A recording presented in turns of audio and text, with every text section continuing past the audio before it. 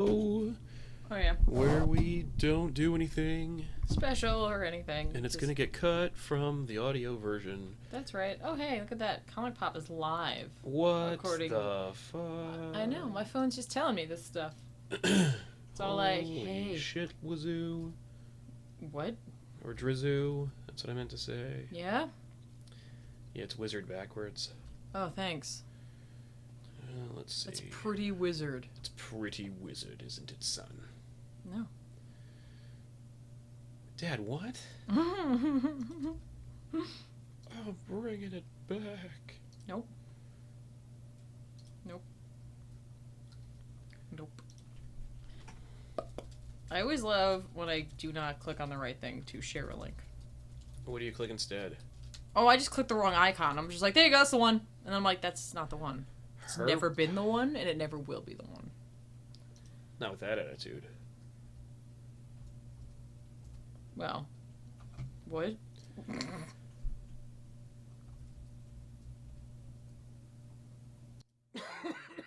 Nice. Thanks. Let me ask the mod if they might be willing to mod us. Would you be willing to mod for us?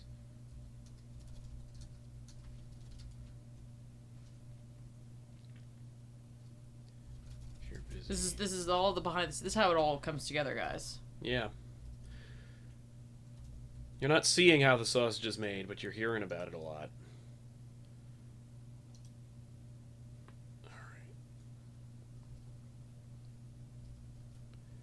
I think I just had like a huge spelling error in my tweet. Oh yeah, let's see. Don't look at it. No. Doesn't look like it. Oh really? Nope. Oh, never mind. Well. Nope. You're all good. Well. Huzzah! That'll show me to question myself. Damn right. All right.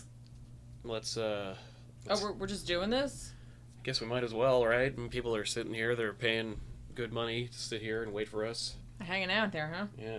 I don't think they are paying good money, but they are clicking the ads, which pays good money. Click on the ads.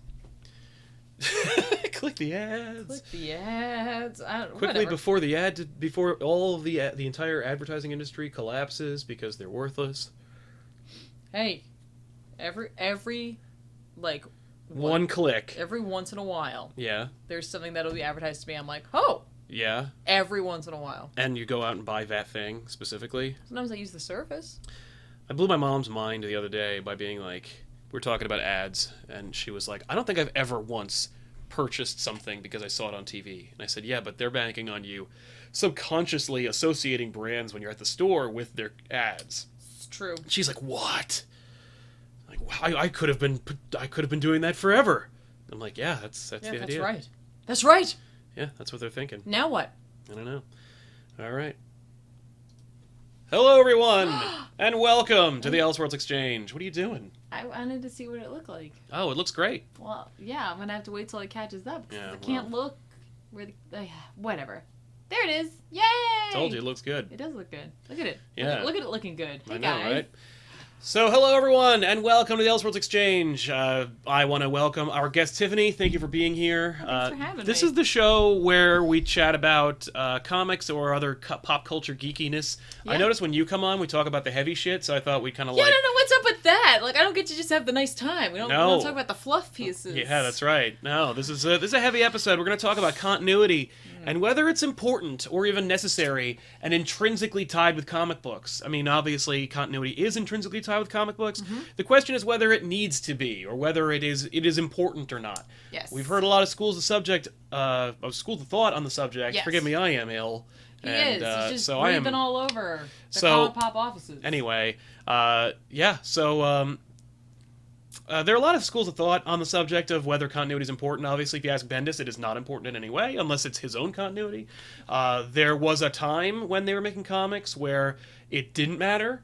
Right. And then it mattered a lot. Right. And then it mattered so much they needed to blow everything up and try again. And then it kept mattering to the point where they had editorial staff meetings every week to be like, where are your characters and can they fit in with my story? Right. And then it stopped mattering again. Right. It's just this interesting aspect of comics where, you know, we want to pay homage to what came before. Yes. It is important that the things that happened in the past define the character, but there are some things that we would much sooner rather forget about the past, Yes. and we'd like to cherry pick our continuity, which Yes. of course I think is a double-edged sword. You can't necessarily pick and choose. I think that the entire topic is that. Yes. You Is know- cherry picking, you mean? No, I mean the double-edged sword. Oh, yeah. That literally was a term I used the other day on the weekly poll, but like that is what this is. When you get right down to it, you can make an argument for either side. 100%. Yes, absolutely. And you know, back when they were writing comics and they didn't exist in the shared universe, or like there was just like Detective Comics, or there was just Superman. You know what I mean? Like, when Superman and Batman did not know each other. exactly, like, or those worlds were entirely separate. Yes. You know, like this is a world in which where Earth has just a Superman, and this is a world where Earth just has the Batman. It's you know like what I the mean? early Like, days of comic book movies. yeah, exactly. Where like it's like, well, they wouldn't worry about continuity. Who cares? Yeah. Like that's like, okay, yeah, some like catastrophic thing happened in Superman's world, but that's not Batman's world, so it doesn't Right. matter. I don't care about that. Yeah. As soon as you decide that those guys should exist in the same world and have similar problems, that's where we start running into some issues. Well, okay, so it's interesting that continuity is such a problem for comic book editors, writers, and fans, because we've lived in there are heavy, serious fandoms associated with pop culture icons that have almost no continuity. For example, I cite The Simpsons. It was a show where literally you'd have an adventure and everything would reset back to where it was, and there would be very few callbacks to events that took place before. And when it did happen, it was as a joke. It was made in a way to kind of make fun of continuity. I remember I cite the reference in The Simpsons in which Mr. Burns, there are recurring jokes, which are almost like continuity in The Simpsons, but there's a recurring joke where Mr. Burns would notice Homer Simpson doing something wrong at the nuclear plant, and he would say to Smithers, "Smithers, who is that ignoramus?" or something into that effect. And then Smithers would say, "Oh, that's Homer Simpson, sir, Sector 7G." And then later on, they noticed they were making that joke, like after like 3 or 4 episodes of doing that, and they would say, his wife painted you in the nude, your boy or his son was your heir for a short time. Most of your recent exploits have involved him or his family in some respect. Like there's a real like very tongue in cheek about that. Yes, but it doesn't matter. You know what I mean? Sometimes they'll do an important episode or an episode in which they establish a character, like Marge and Homer's wedding. Yeah. But even then, when it got to be too long, I understand they did a new episode where they retold Marge and Homer's wedding, but updated it. Right. So it was a totally different story, and not part of the original continuity. Right, but The Simpsons is also a self-contained world. Yes, it is, but it has 1,000 characters, and they all interact, and they've all had adventures, and all those adventures happen. Right, but there's no other show that's influencing. Right, but I don't think that matters. I think it does No, matter. because you have internal continuity. You have the continuity within your own story. Right. You have 1,000 characters all interacted, and they all have their own adventures. And what if you want to tell a story about these two characters doing something, and you don't know that they've already interacted 17 seasons before, right? And you want to, and you don't know to address that, and you have a stickler who's like, "Hey, that already happened." Right. That's continuity, and that's like and that's the issue that like creators have. Right. I think is that like they're like, "Oh my god, you mean I got to do research for this?" And that's for me, an old school fan. I'm like, "Fuck you for complaining about having to do research." Yeah, you really shouldn't. If you want to have your characters grow, then you have to address what happened. Continuity. Yeah. You have to have that. They can never change if they don't learn from the past. And so you have to establish that past. I'm gonna cite Avatar: The Last Airbender. Okay. Which has heavy continuity within itself. Yeah. And then even onto Korra. The Korra show, You know what I mean? Like, you need the continuity of Zuko's, like, journey. Yes. In order to have Zuko end up where he ends up. Right.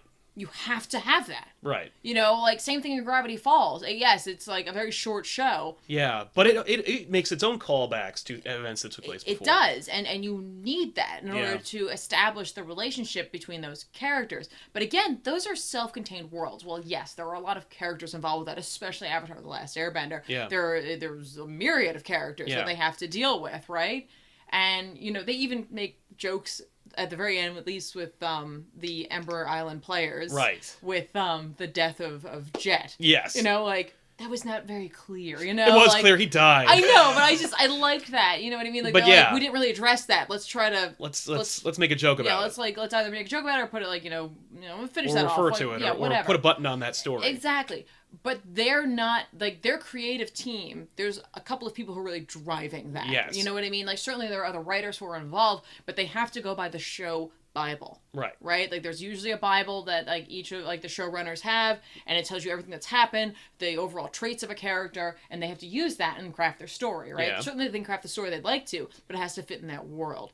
I think that when we get into comic books, especially now with there being so many creative teams, like, yes, a lot of times comic book companies use the same writers over and over and over again. But there's a lot of cooks in that kitchen. Oh, yeah. There's a lot of cooks in the kitchen. Well, you don't have just writers. You also have artists putting their spin on it. You have editors who have to have their spin on it. You have the editor-in-chief who also can alter everything. Yeah. So you have at least 4 or 5 creative people working on one character or one story at a time. Exactly. But they are in charge of their book, right? Yes. And they're in charge of knowing that character's history. And I think it's funny, they are. They are, but they don't always. And I'm not. That's not even the point I'm getting to. We can get to that. Yeah. But what I'm saying is it their job then to also know everything else that's going on? Or is that the job of the continuity director? Well, that's in a movie you have a continuity director, and that's really more of them focusing on making sure that if you had a shot that showed the clock and it said 3 o'clock, you make sure it still says 3 o'clock and all the other shots. But there is no continuity director. But there should be. If you're gonna rely on it, there should be. Because I personally feel like that's a lot to ask a writer. A creator, a writer who's come onto a project to be like, oh, by the way, here's 1,000 issues of this character. It's not just 1,000 issues of the character. Okay, like, I kind of expect, like, if you're going to write Batman, you need to kind of know what's going on with Batman. You kind of have to know what's going on with Batman. But you shouldn't have to know what's going on with Green Arrow. Right. Okay. No, but that's the job of the editor. Technically, an editor or the editor-in-chief should be able to say, you can't use Green Arrow because he's dead right now. Yes. Or you can't have Green Arrow wearing that. And in fact, when they made the Avengers JLA crossover, that book went through serious re-edits and art changes. And it drove George Perez crazy because costumes kept changing. And they wanted it to take place within the actual continuity of both companies. And so they kept having to change everything, and it was frustrating. And it's funny because the costumes that were in there were not the iconic costumes that you would see associated with those characters longer than the lifespan of that one crossover. But so you're saying, I think, that that the creator should be responsible for creating good stories, and it's up to sticklers or corporately appointed continuity directors to make it make sense. I think that is a better way to approach it. If you deem it necessary that you have to follow the continuity, then I don't think it's fair to rely on those who may not have that skill. I agree. The question is whether that's even important or not. Again, I think you can make an argument either way. Yeah. Because I think you get more creatively driven stories if you don't. Yes. But you get stronger character growth if you do. Okay. I think there's both. I think you can have strength in story because it forces you to refocus, to approach your story. If you're like, okay, I'm going to tell a story about Spider-Man doing this one thing. He did that twice. Right. Oh, okay. Well, then I guess I'll have to tell a different story. Right. Or put a different spin on it or something like that. It forces you to be more creative, if that's even a thing. I can see that. But yeah, I agree that the insistence on continuity, if you're going to focus on if you're going to say, we care about continuity here in our publishing house. We need that to be a thing. It's part of our mantra. It's part of our lifeblood of the universe we've created, and we need to make sure that works.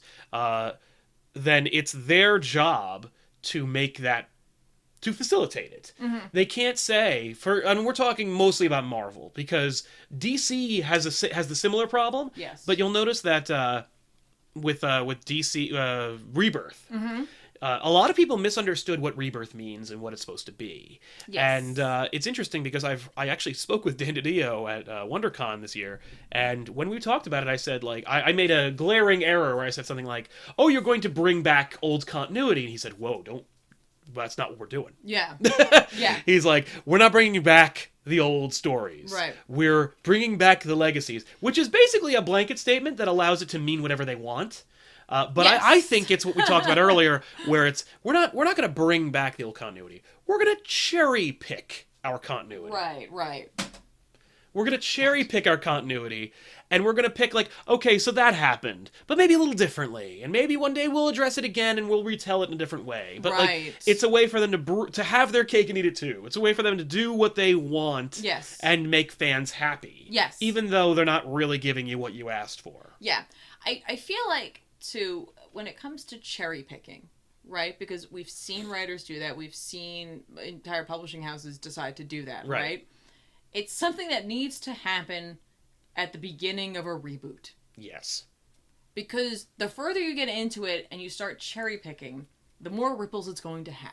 Yeah. You know what I mean? Especially in an interconnected universe. Exactly. Yeah, you decide that, like, this Blackest Night still happened, right? Yeah. That's the thing, where they were like, oh, New 52, Blackest Night still happened. Yeah. Okay, so did everyone who was resurrected when they died happen as well? Yeah.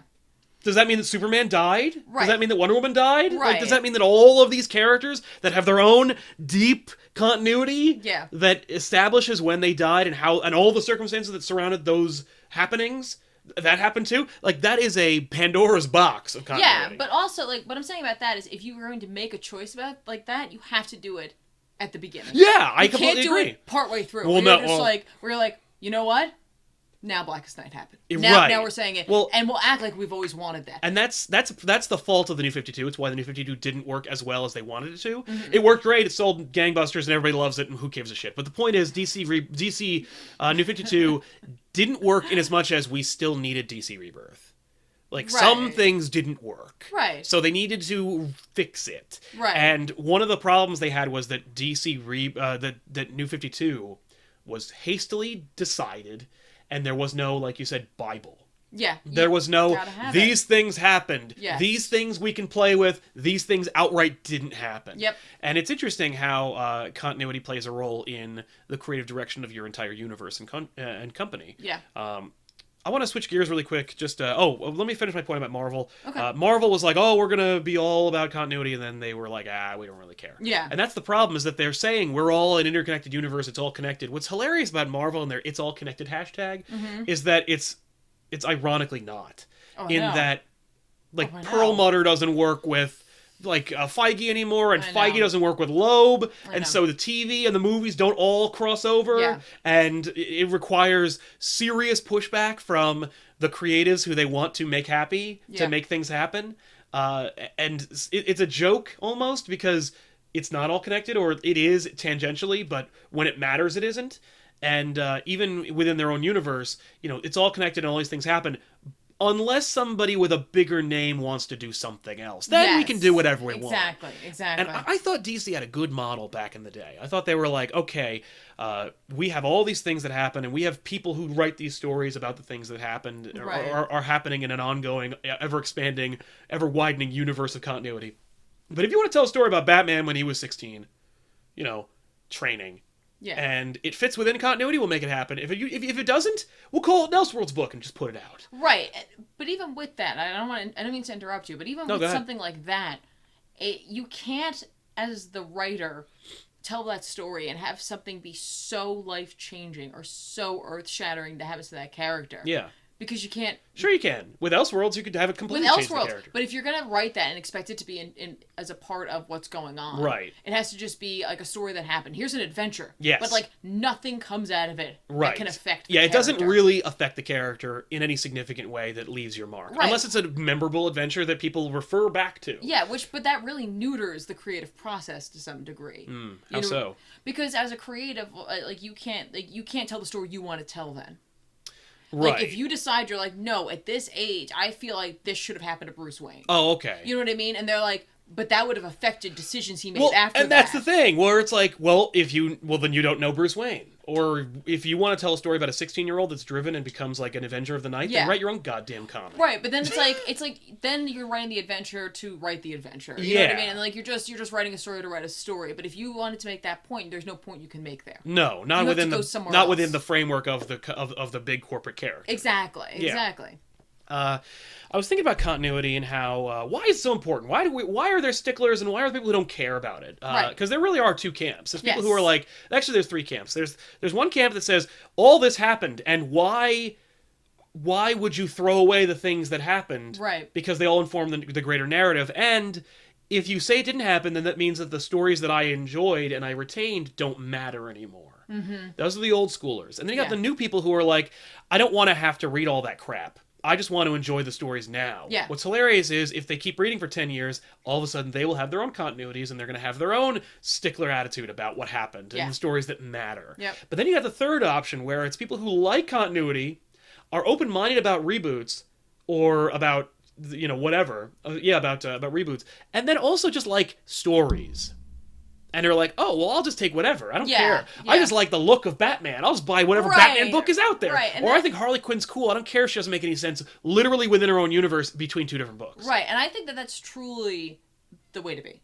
You think that's the way it should be? I think... Because I think that's Wild fucking West bullshit. No, I think that's like, yeah, I don't care what it is. No, I feel like that's how I am at times. Like, right.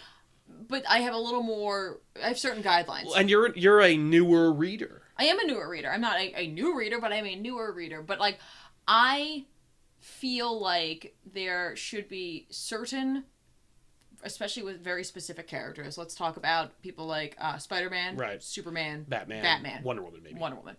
Maybe, except Wonder Woman's a hornet's nest. Yeah, exactly. But there are certain events that always have to happen. Right, that have to happen and define the character. Exactly. And so, like, I hold on to that. Yes. But that also, for me... Those are what's called tentpoles. Yes. Or, the pillars of the character. Exactly, exactly. So I think that continuity-wise, I need that to happen. Right? Yeah. Batman's parents have to die in the alley. Yep.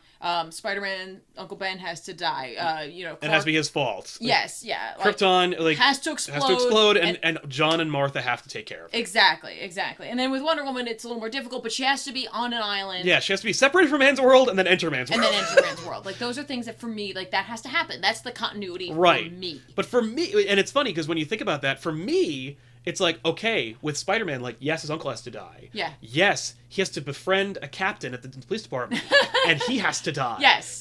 His girlfriend has to be killed by him. Right. In the battle with his greatest nemesis. Like, these are things that have to have happened. Yes. Because they inform the character. Right, and I think that's fair. I'll extend it even to that. But even those are not sacred. They're not. But, like, for me, the continuity that I like to adhere to, because continuity is kind of a mess across the board, let's be honest, but has to be the continuity of the character of the story, or of the character, like what they believe in. Right. Like, well, like what's the like, with great power comes great responsibility. If you betray that narrative for Spider-Man, you're not writing for Spider-Man anymore. Exactly. Or, you know what I mean? Like, Batman has a very specific way of acting, and if you're going to change that, I need a reason. Right. And it has to make sense within the character framework. Like, Batman's approach is, criminals are a superstitious and cowardly lot. Yes. So I will use fear to defeat them. Exactly. And bring justice to Gotham. Exactly. If you decide that Batman does not want to use fear anymore, you are fundamentally altering the character, and it has to be a damn good reason why you're doing that. Exactly.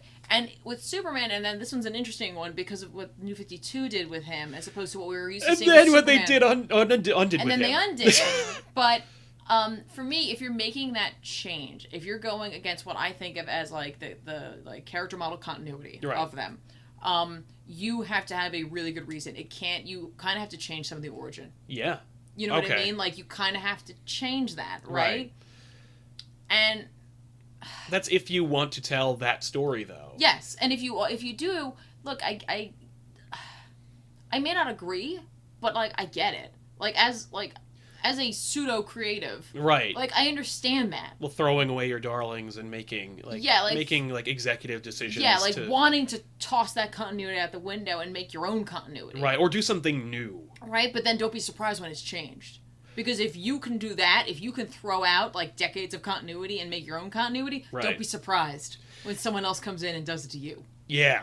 Well, that's very true. And don't be so hasty to condemn those who protect and defend their own continuity, because one day you will be there if you care enough. All right. So you're clearly a continuity fan. I'm a continuity fan, but I'm also an advocate of reboots or retcons. Retcons are a funny thing, but I want to put a pin in that because I want to talk about continuity on a human level. Okay.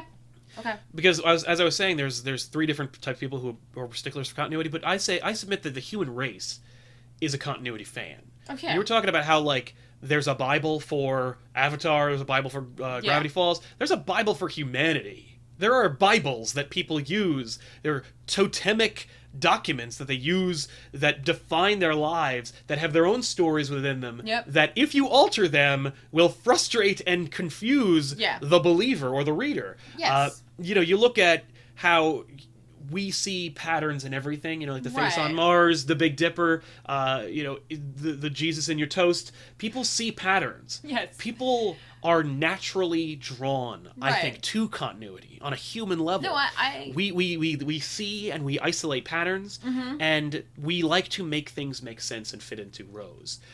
That being the case, I think that when you hear your stories, you're doing the same thing mentally. You're also filing everything in. That's why we created, like, filing systems and organizational methods and stuff. It's because we like to have everything make sense and fit into a greater scheme. If I may add on to that concept, that the idea of, like, us as human beings being continuity buffs. attracted to that, we cannot change our own stories. No, that's true. And that's a big...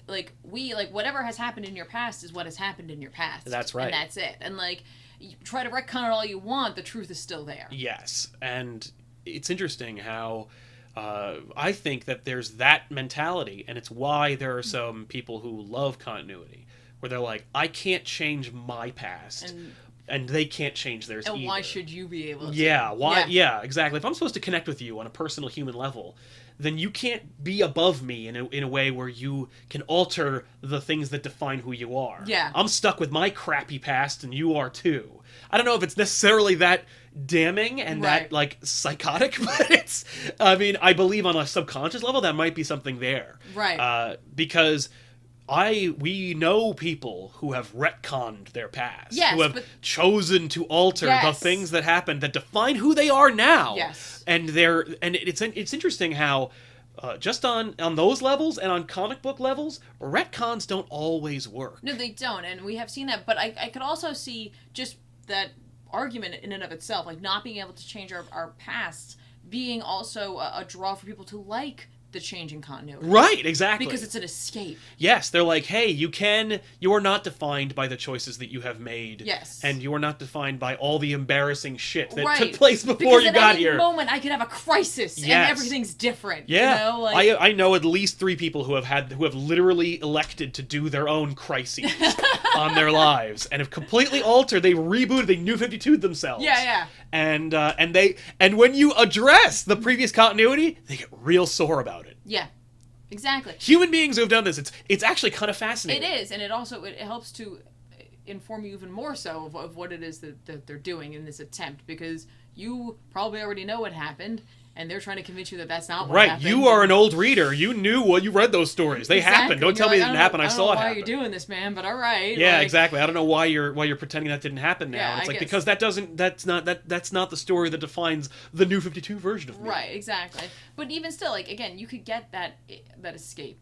Like, right, I can see why it's attractive, certainly. Yeah, you're like, oh, that's cool. Like, this is, like, in this world, like, in this entirely fictional world, like, things can change, and that's neat, because, like, I can't change my past. It's where the mantra, because comics, comes from. People are like, whenever I explain anything to Ethan and Ben, I'll see a comment, or you for that matter, I'll see a comment that says something like, comics, everybody, or because comics, and it's like, yeah. I mean, look at the 0 Hour retcon, when they were like, we gotta explain how Hawkman exists.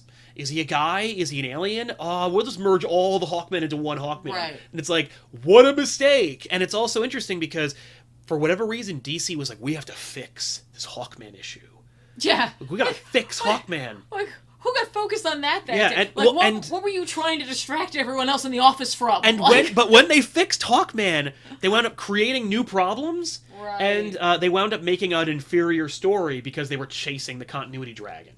You're never gonna catch him. You're never gonna catch that dragon. But it's interesting how when you try to stick to continuity, how elusive it gets. Yeah. Especially the more unruly and the more characters and players you involve. Yeah. But it's also kind of fun to have. I mean, like, I always loved in a story where another character would appear, or it turns out that like Misty Knight is married to Iron Fist, and you're like, Right. whoa, what is that going to happen in the show? Yeah. But also, like, when you're reading comics, you're like, oh my god, like these two new Avengers are the children of Magneto, Right. but I've never seen Magneto in the Avengers crossover, and it's like, and then for me, it's all about this crazy journey of kind of define. It's part of the reason why I like Earth X so much. I don't like Earth X. I think it's a horrible story. Okay. But the way that they establish the groundwork for Earth X, where they're like, it's kind of like intelligent design, where they're like, there was a clockmaker, and these beget this, and this beget this, and this beget this, and this is where humanity comes from. Okay. And Inhumans and mutants and Eternals and everything. And it's like, that's really cool. And when you have this, it's almost like the pursuit of religion, where you're like, I'd like to have answers. I'd like to have everything make sense as part of the map makers of humanity, where we're like, I want to make this make sense and see an image out of it. They're like, I want to fit it all in, and I also want to fit in my worth, my value. I want to fit in my importance in this overall universe, and I want to have it all make sense. I don't want to be random. Right. The people who I think that I guarantee you there's a correlation between like religious people in continuity and atheists and non-continuity. Right. I don't know if that's. I'm not going to make that statement. No, I'm just going to say I would be interested to see the stats. I'm just saying, like, it's all about like fitting it in and making it make sense. Also, continuity in some way is like an inside joke between you and a friend. Right. Yeah, because like we have this history. Yes. And it defines who we are because we've had that history. And it also excludes people, newcomers. Yes. From being part of the conversation. Yeah. Like it's like we've often talked about this. Like if you, I don't know how many people have ever had this experience. But like if you know a lot of musicians, happen to know some musicians, yes. right? And I like music, but I'm not a musician. I don't have that skill. Right. I don't have that skill even remotely. I like music. Yes. I know what I like. I can't play it for shit. I can't play it, and I can't tell you why it works. I just like it, Agreed. right? But if you listen to music with a musician, they'll, like, especially like jazz, for example. Oh my god, yeah. There's like jokes in it, but it's like an inside joke, Yeah. and the rest of us are like, what? Yeah. I don't what? I thought you were going to use the example of like people communicating solely through Simpsons quotes. Oh, well, there's that. And you being like, that's a weird thing to say. I think I can follow what you're doing because you're all speaking English, right? But you're not talking in a language that I understand. Exactly. Well, the music I was going to say, because it's like, I can enjoy it. Yes. For what it is. I can appreciate what it is, yeah. But like, I'm not getting all the nuances right. that someone who is in the know would. Right. And I got to say, like, part of, I think, my perspective on this comes from being a majority, like, I read a majority of indie books. Right. Where they have their own stories and they're all self-contained in the end. Exactly. Like, if you look at Saga has its own continuity. Oh my god, yeah. And well, because it's not a serialized, it's not an individual, each issue, it's its own adventure kind of thing. I mean, it is, but it's also part of a grander narrative. Exactly. And so for me, like, I expect it to just have it. Like, I don't even think about it as continuity. It's just, this is the story. Right. But there is, because, like, if characters suddenly came back to life with no explanation, you'd cry foul. I would. Or if they were like, oh, you know what, this is getting too confusing. Yes. They're going to go through a retcon, son. Right? But at the same time, like, I know for a fact that most of the stories I read have a beginning, a middle, and an end. Right. You know what I mean? So, like, they don't have to worry about that as much. They're not worried about, like, okay, in 20 years, these characters are still going to be... You know what I mean? Nope, like, it's going to end. We're going to have an end, and that's going to be it. We don't have to worry about, like, fixing things to keep it going. You know what I mean? And like... and I think that's the problem with the reboots and retcons and everything, because continuity works if it ends. Yeah. But if you need to, like, make Peter Parker 25 every 15 to 30 years, then you can't have him have had thousands of adventures that all take place within a very small, like, span of time. Right. And, like, really, that kind of comes down to, like, the question of, do you need continuity or do you not? It has to really come from the top of the company. Let's be honest. Because you need to decide right then and there. Like, does it matter or not? Does it matter to you or not? Like, if you say it does... Yep, then you have to prove that. Then not just that, but you have to accept the fact that characters will get old, they will change over time, things will affect them, things that happen to superhero friends of theirs will affect them. Exactly. And that's the web you're going to weave. Yeah. And if you decide it doesn't, then you have to accept the fact that, you know, your characters may never grow. Yeah. Well, or your characters will die. Yeah. And you got to get over that. It's interesting, the Ultimate Universe was very continuity heavy, even though it was created as a reaction to the over-continuity of the regular universe. Right. But it was cool in that, you know, like, I remember reading comics in the 90s, and Spider-Man had Maximum Carnage. New York was destroyed by 6 or 7 D-list Spider-Man villains. And yet, in all the other books, New York was fine. Right. Which is weird, because it was in its own continuity. They couldn't use the Fantastic Four because they were off-planet in another story, but New York was still fine in all the other books. Right. Whereas in the Ultimate Universe, they had that horrible Ultimatum world where Magneto reversed the poles and created tidal waves that destroyed New York. And it was terrible and stupid. The concept of Magneto doing that is kind of interesting, I guess, if you want to explore that with, like, actual talent. But the concept of that affected all the books. Right. And you got some real dynamite books. Despite the fact that Ultimatum sucks, Ultimate Spider-Man's reaction to Ultimatum, and the fact that it influenced the book and changed what happened. Bendis had a story, and he was going someplace with it, and then Jeff Loeb's like, "Whoa, I'm going to fucking destroy half of New York." Bendis like, "Okay, I guess I have to work with that." Yes. And then he did, and he told one of the most beautiful images of J. Jonah Jameson I've ever seen in my life. And it's this beautiful double-page splash of, like, the Daily Bugle underwater in a skyscraper. And you're like, holy shit. Yes. Yeah, no, that is. But, like, you get powerful, beautiful creativity out of the restrictions that continuity provide. That's true. But then that's going back to what I was saying, where it has to be a decree from the top up. If you decide you have to have continuity, then all of your writers have to be on board. Or you have to go and say, like, okay, like, you know, here we are, like, you know, Marvel, all these things are in continuity, right? The following books can remain outside of continuity, and we will give them a different moniker. Exactly. You know what I mean? Like, you know, yeah, but like, then people won't buy those because they won't matter. That's their mentality. I know that's their mentality, but I'm just saying. I don't think that's right. No, I don't think that's true. I agree, but, like, continuity can work if you get every one of your team members on board. Right. And they have to be on the same page. You know what I mean? And you have to have, like, a small team of people who are in charge of it. Yeah. And it can't just rely on the writers. Like, you can't trust them. Yeah. Like, because they're going to want to do what they want to do, or they're going to forget because they're putting out, like, you know, like, most of them aren't working on one book. They're working on multiple books, and it's difficult for them to keep everything straight. You know what I mean? True. Like, you can't just be like, here, I need you to write Spider-Man, I need you to write, you know, Captain Marvel, I need you to write a Scarlet Witch book, you know what I mean? Like, I need you to do all that, and these, like, books are in continuity, and, like, they have crossover, and you gotta keep it all straight. Yeah. And the crossover, like, the continuity is affected, like, it's gonna be, you're gonna have continuity effects from books that you're not writing. Yeah. So, I mean, like, that's what it is. That's true. But, like, you need someone from the, like, you get the script, right? Yeah. Someone, like, you need to send it to the team. Right. That, like, is like, I'm not here to tell you if the story is good. I'm not here to tell you if it's spelled right. I'm here to tell you, like, the following things are incorrect because of what is happening right now. Right.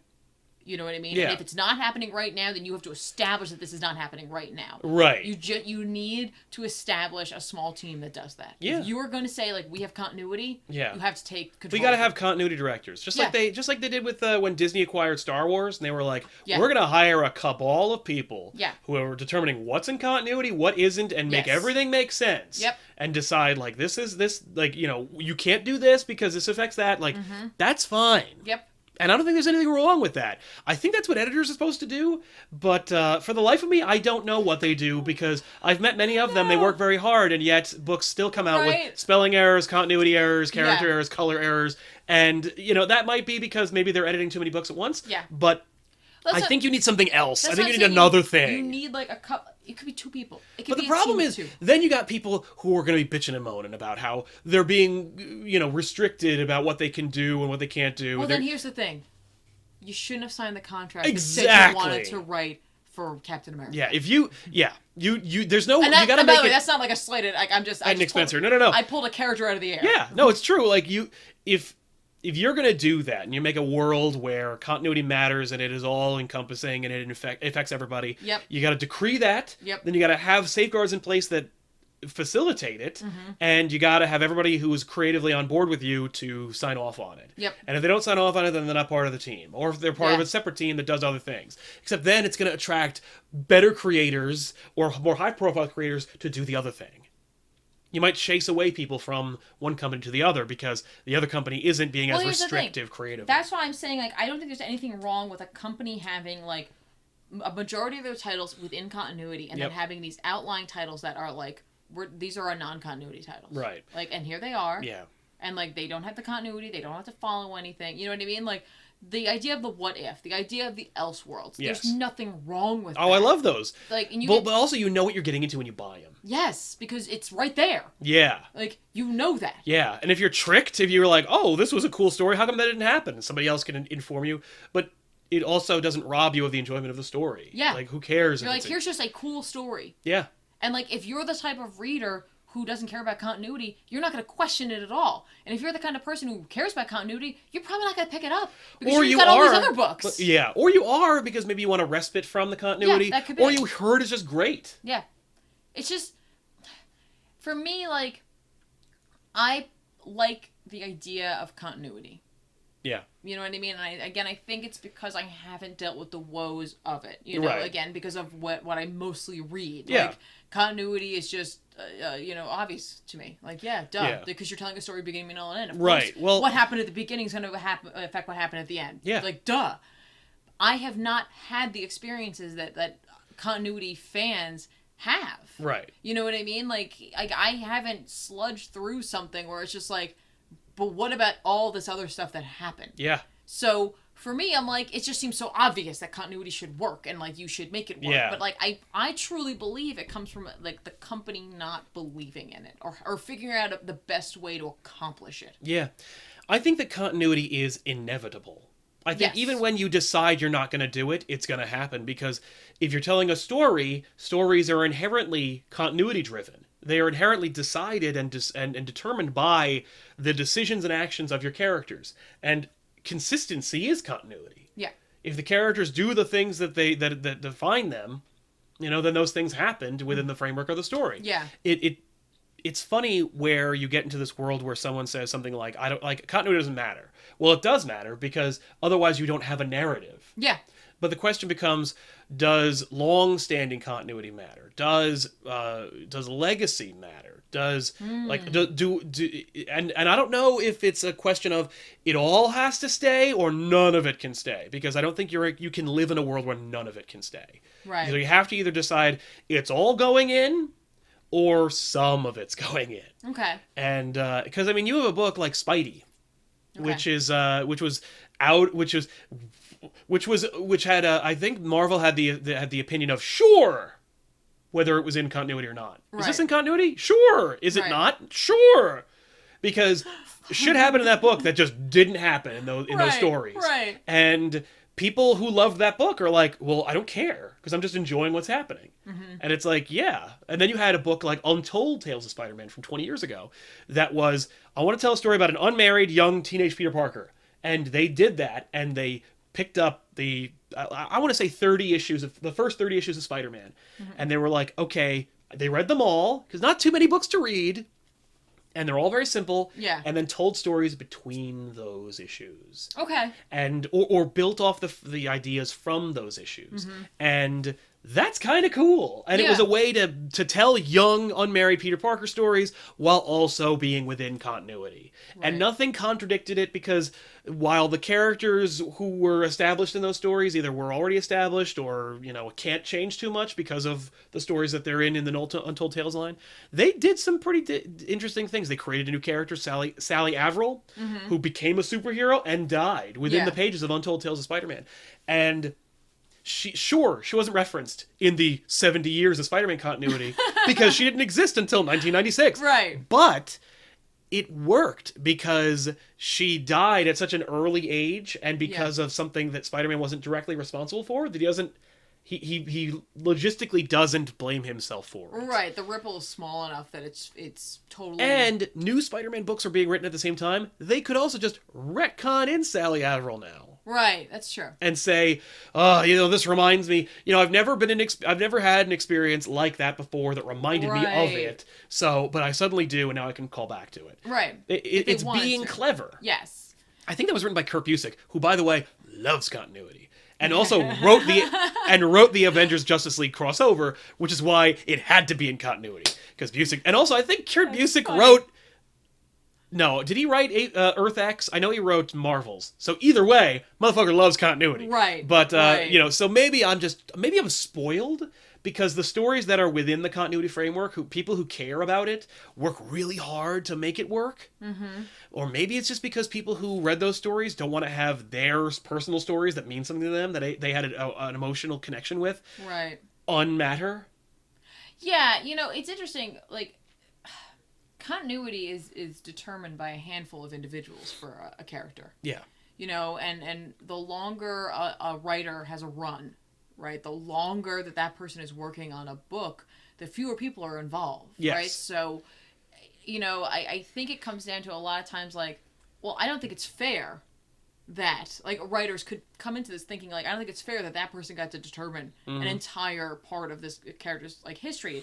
Take, for example, Hank Pym. Oh, yeah. You know what I mean? Like, his continuity is that he's a wife beater. Right. Because one guy wrote that. He didn't even write it that way. The artist I know. changed what happened in the script. Right. And so now he's a wife beater, okay? So, but one guy made that happen. Right. But what's interesting is, for me, I'm like, as a continuity buff, I'm like, that can happen. Yes. And use it.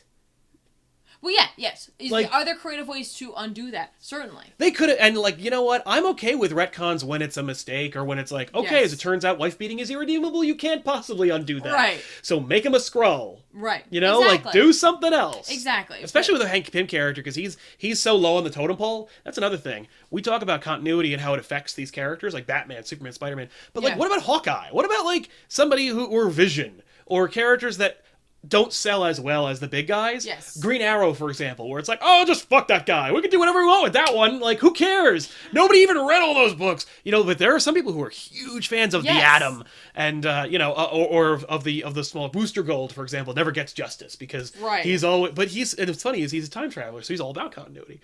But or not, whatever. Because he can retcon things. Yeah. Well, what's interesting is there's an issue where he tries to retcon the Killing Joke, and he can't.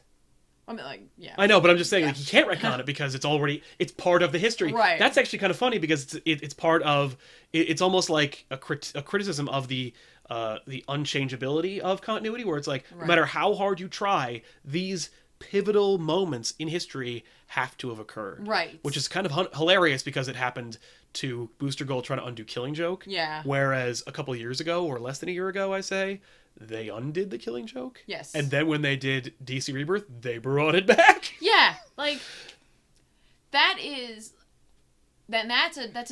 a lot of editorial, right? Like getting involved. Well, it's editorial, it's political, but I'm just saying, like, but that is where we see a lot of the issues with continuity. And like with it getting confusing. Yeah. Is when you constantly change your stance on it. Yeah. On if it's important or if it isn't important. Right.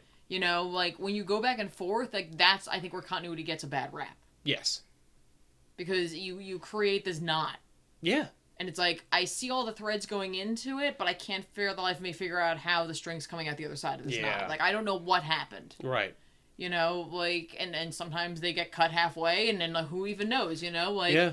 It's or there wasn't anybody at the helm at that point, and they were like, you know what? Let's just say that didn't happen. Right. Or where you'd have characters that, you have things where, well, how come that character is alive? I thought they died, and then they just go, I just got better, because it's their way of being like, I don't want to have to tell you how they came back to life. The reality is, the editor who was making this book didn't catch it, and so I put them in the book.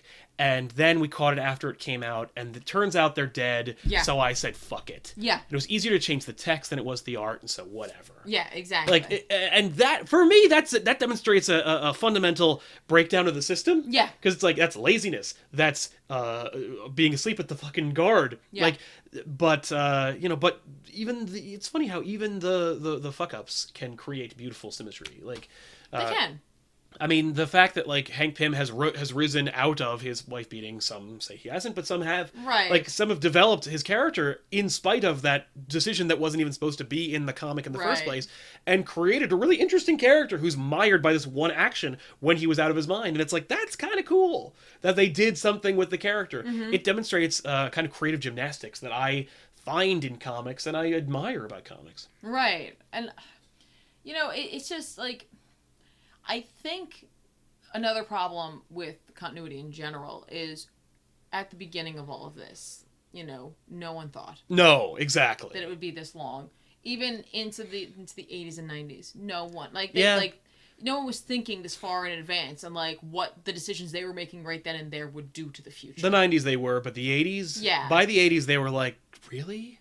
Yeah, but like, you know what I mean? They were like, I can't believe we're... Like, in the 80s, they were going to sell DC to Marvel. That's how they thought these characters were unsellable. Right. They were definitely making them old. I mean, look, in 87, Green Arrow was 43. Yeah.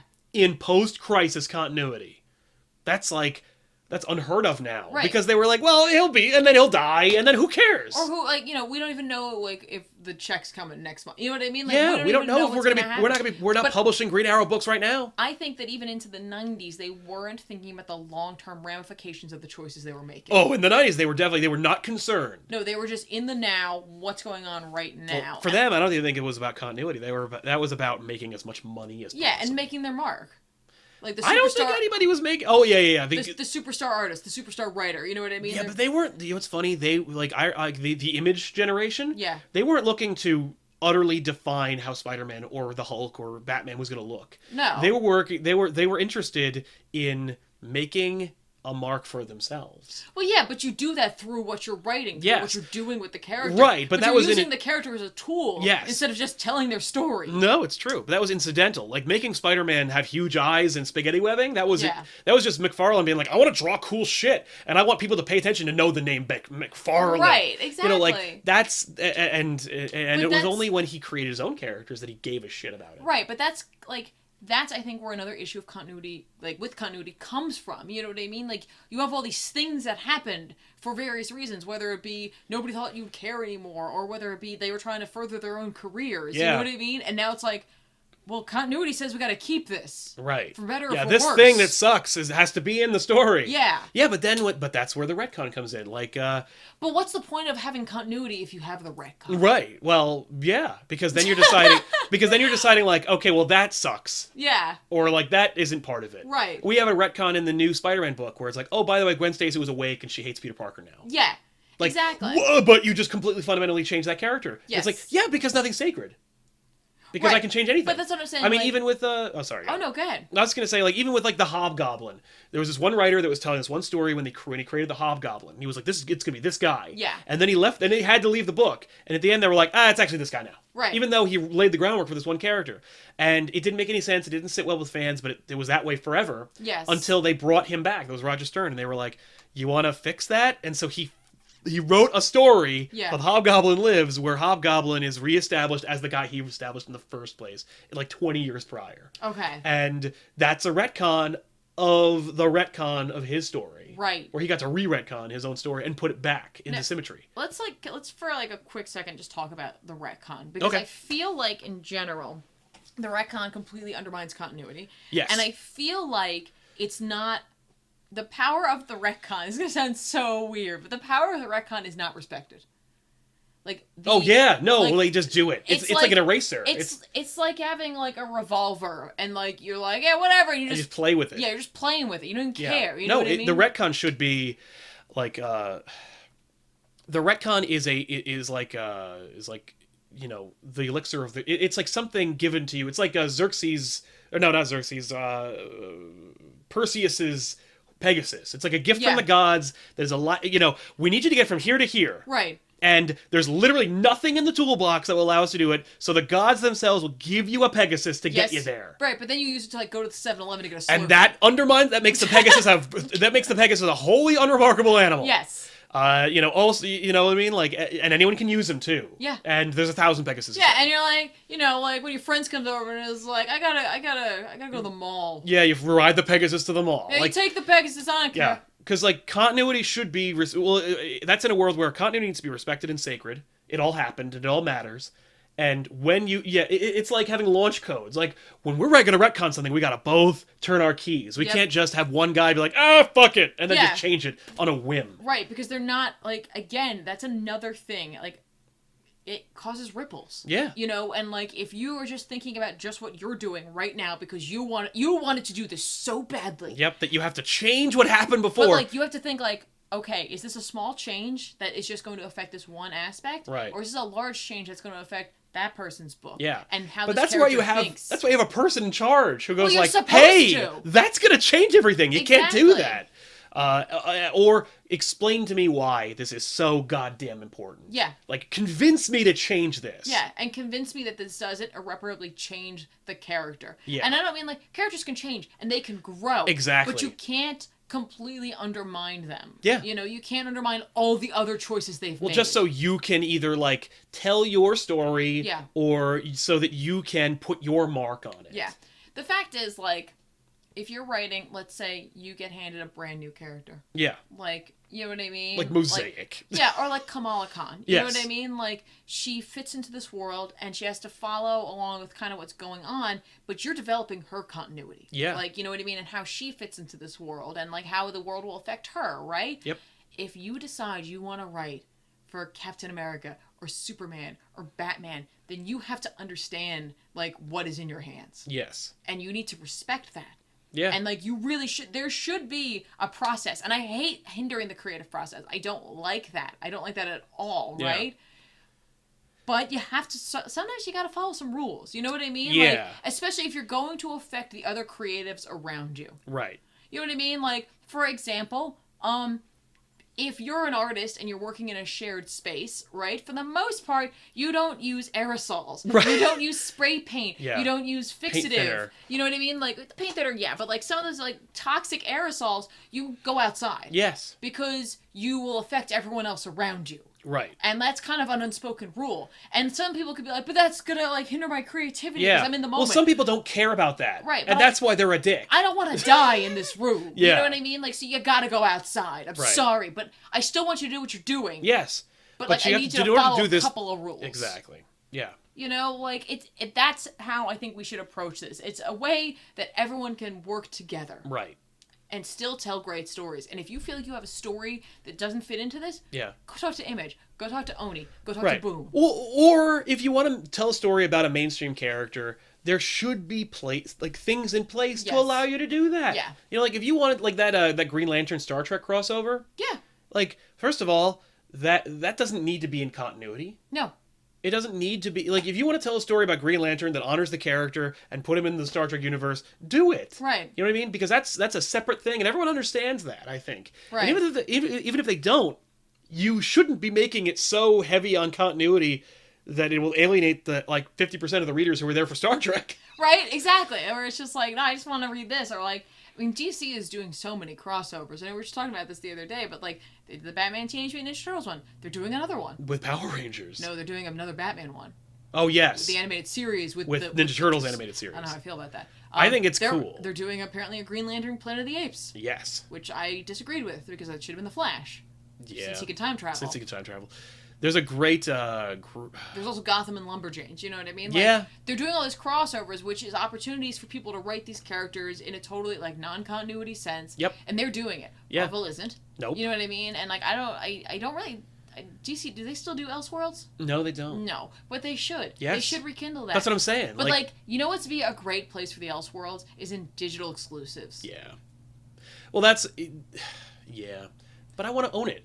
Okay, well then maybe what they should do is if they like get a bunch of people together to tell Elseworlds stories, instead of telling it as a single issue, get like an anthology book. Yeah, of like a bunch of like new Elseworlds stories, and get some of your big writers who want to tell a crazy story. Yeah, and put them in there. Like get the Scott Snyder like Elseworlds, like get the Jeff Loeb, you know.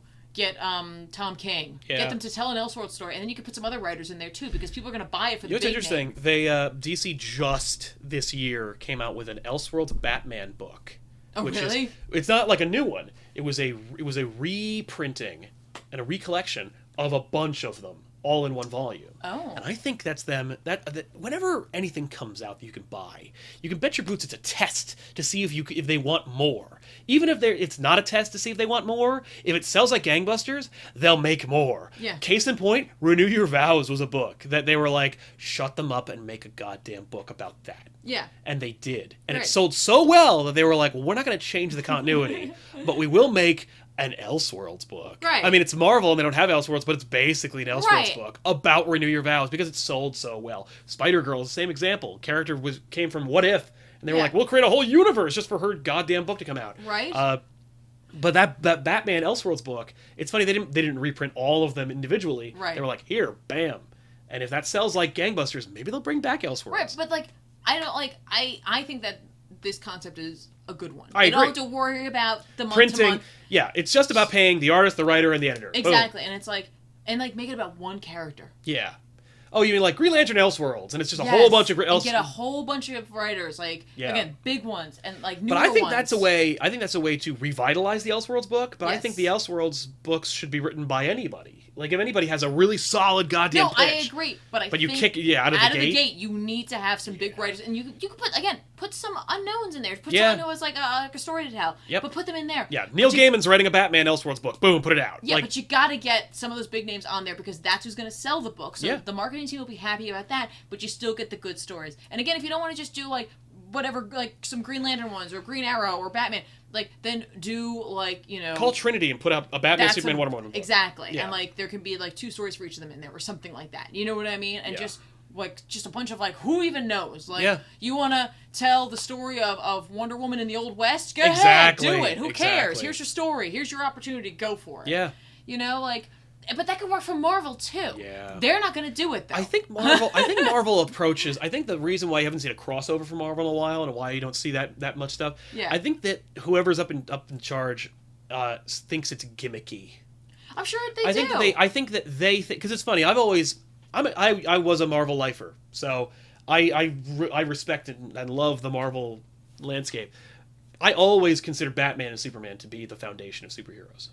Like they're the untouchables. Yes. I think that Marvel thinks that their characters are the foundation, the bedrock for superheroes, and they're not. They can't because they're people. Right, and that's always the fundamental difference in my opinion is Yeah. that like Marvel's talking about Humans the and their human struggle. side of like superpowers and how to approach it. Even though we have cosmic beings and all that, like I still take it as that. And DC's telling the story of the pantheon, the gods. Yes. Like this is like Greek myth. It's sci-fi and religion. You can't. It's you there can't, it is. Yeah. Like, but whatever. but I think that Marvel thinks they're like too good for that, and I think that they're like, well, we'll cheapen our characters But if we here's cross over. why that is not true, or Well, why we know they it's not shouldn't true. think that is because one of the very first Marvel books I ever read was 1602. I know. Yeah, it was a separate universe. That was the book. Oh well, they don't care about that. Like they'll do like 1872. If it doesn't sell, that's the reason why we don't But do I'm it. just saying, like that's what this is. Yeah. You know what I Elseworlds, you mean? mean, yeah. Like that's what this is. Yeah. Like that is what got me into Marvel. Yeah. Was a that. totally different universe. Was that because like for me coming into it, there was no continuity there. No. And it gave you all the key players of Marvel and Yes. their origins and stories Yes. in like a kind of generic way, but within a different Just a framework. real quick side note. Having said what you just said, made me think that Doctor Strange was a big player. Yeah. And the Marvel, No, that was just Neil Gaiman likes magic, I so know. obviously Doctor Strange is going to be a major player. I was Yeah, like, sorry, yeah, Doctor this Strange was guy's marginalized awesome. for about 50 years. I know, but you know what I mean? Like, that is, I think, a great place to explore Yeah. non-continuity. I agree. And I think that it would help because like I feel like you get like these moments where like the writers are like I can't do it anymore, I need to not have continuity and I'm going to Yeah. do something in my book, blah. Yep. If you give them this outlet, Yeah. they could be like, okay, I'm going to follow my continuity over here, Right. and then I'm going to tell this crazy wild Swamp Thing story over here. Yeah. Or if they don't want to do that anymore, just don't do it anymore and go someplace else. But Yeah. give them a place, give them an option. Yeah, Yeah, exactly. I agree with that. Well, there you go, guys. It's just a little bit of to whet your appetite about this bigger issue. Yeah. At the end of the day, I think continuity is inevitable. I think it's inevitable, and I think it just needs a better approach from the companies themselves. Yes, I think. There needs to be safeguards. There needs to be like at least something at the helm Yes. to steer it in the right direction. Yes, yeah, exactly. And like there needs to be like it shouldn't come down to a simple small choice by a creative team to change it. Right. Like if you're going to change something major, a discussion has to be had where you present it and you're like, I think I'd like to do this, and like have someone come in and be like, okay, here are the ramifications. Yeah. Like this is what's going to change it, you know, like and that sometimes it's okay to retcon, but it can't be all the time because when you rely on that, it Well, that's destroys why death in continuity. comics is such a joke. Yeah. Which also, in a sense, has destroyed continuity. Yeah. Because what does it matter? Yeah. But, like, if you are coming from the indie perspective, this continuity conversation could be confusing. Yes. Because in most indie books, like I said, there's the beginning, middle, and end. Yeah. There's a continuity. They don't have to worry about like the 20 years out. Yeah. Not for all of them. Walking Dead, very different. Jesus Christ. Very different. I will say, I saw a solicitation for The Bunker. I was like, that fucking book's still going? I did the same thing. I was like, are you kidding me? Isn't this goddamn story over yet? I don't know. I feel like there was a break, but I'm not sure. Well, I'm not a huge fan of The Bunker. I read like the first 5 issues, and I'm like, fuck this. All right, well. But I was like, Jesus Christ, this book's still going? How is that possible? Right. Someone did ask if I was reading Paper Girls. I saw that fly up. Yeah. Yeah, I am. Obviously. Brian K. Volkswagen. Hello? No, but it's about girls? Yeah. Shut up. It's about girls because it's written by Brian K. Yeah, it's also like sci-fi. Yeah. So, but hey, thank you so much for watching this episode of Elseworlds Exchange, or listening to it if you're catching it on iTunes and SoundCloud. And we'll see you guys next week with another rip-roaring, in-depth conversation about something to do with comics or continuity or pop culture. Or who knows? Geekdom. Yeah, you never know. That's why it's called the Elseworlds Exchange. We're exchanging Elseworlds concepts. So we'll see you guys next time. Thanks a lot for watching, and don't forget to like, subscribe, and hey, check out ComicPOP for even more great stuff tonight at 8 o'clock. If you're tuned in, the new episode of Back Issues will be coming out. That's right. So. And we just had Powers come out, Just and new actually Powers? over on DC Fans. Yes, we just dropped a review of the American Alien hardcover from Max Landis and a slew of amazing creators over at DC. So if you haven't already, go pick up American Alien in hardcover. Yeah, and check out the video over on DC Fans. That's right, watch that DC video. Fans. It's a lot of fun. Yeah, check it out. DC Fans is back, everybody, and you're going to see a lot more of us on that channel. That's right. But don't forget, of course, to check out comicpop.net. Alan Scott. Alan Scott.